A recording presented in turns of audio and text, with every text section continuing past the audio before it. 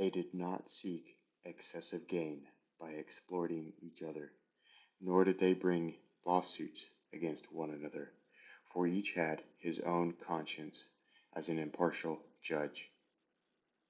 One was not rich while another was destitute, nor did one overeat while another starved. The generosity of those who were well off made good what others lacked. This willingness to share, eliminating every anomaly and establishing equality and fairness, though even then inequality still existed, produced, not as it is now, by the mad struggle for social status, but by a great desire to live more humbly than others.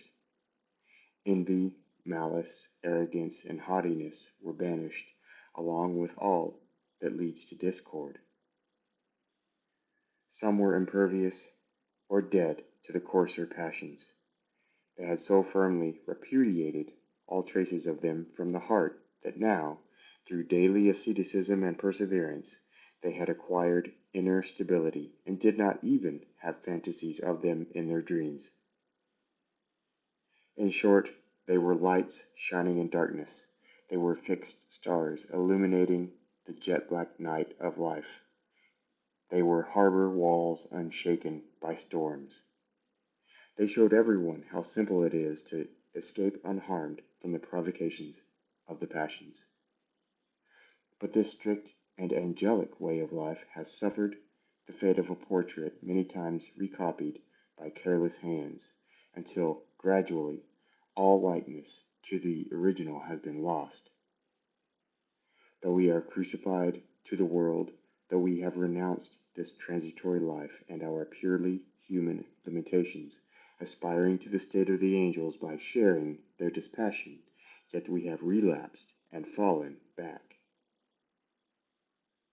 Because of our material concerns and shameful acquisitiveness, we have blunted the edge of true asceticism, and by our negligence we discredit even those who through their genuine sanctity truly deserve to be honored.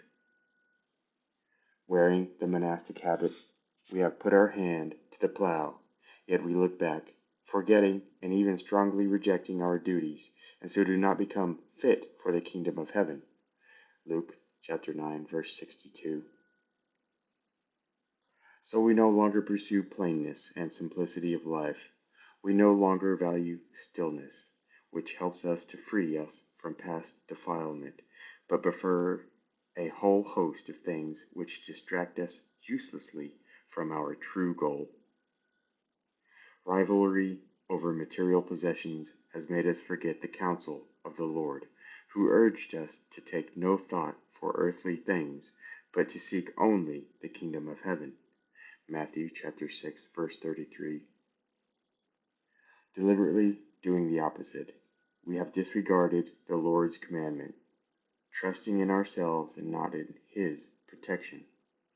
For He says, "Behold, the fowls of the air, for they do not sow or reap or gather into barns, yet your heavenly Father feeds them." Matthew chapter 6, verse 26. And again, "Consider the lilies of the field, how they grow. They do not toil or spin." Matthew chapter 6, verse 28. When He sent the apostles out to declare the good news to their fellow men, He even forbade them to carry wallet, purse, or staff, and told them to be content with His promise, "The workman is worthy of his food." Matthew chapter 10, verse 10.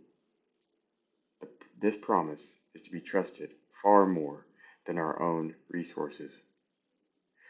Despite all this, we go on accumulating as much land as we can, and we buy up flocks of sheep, fine oxen, and fat donkeys, the sheep to supply us with wool, the oxen to plow and provide food for us and fodder for themselves and for the other animals, the donkeys to transport from foreign lands the goods and luxuries which our own country lacks.